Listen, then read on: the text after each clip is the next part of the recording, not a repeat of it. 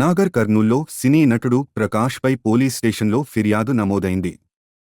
VHP, RSS కార్యకర్తలు ఆయన వ్యాఖ్యలను తీవ్రంగా ఖండించారు. హిందువుల ఆరాధ్య దైవాలపై అనుచిత వ్యాఖ్యలు చేశారని ఆరోపించారు. ఆయనపై ఎఫ్ఐఆర్ నమోదు చేసి అరెస్టు చేయాలని డిమాండ్ చేశారు. అలాగే బహిరంగంగా క్షమాపణలు చెప్పాలని హిందూ ఐక్య వేదిక నాయకులు కోరారు.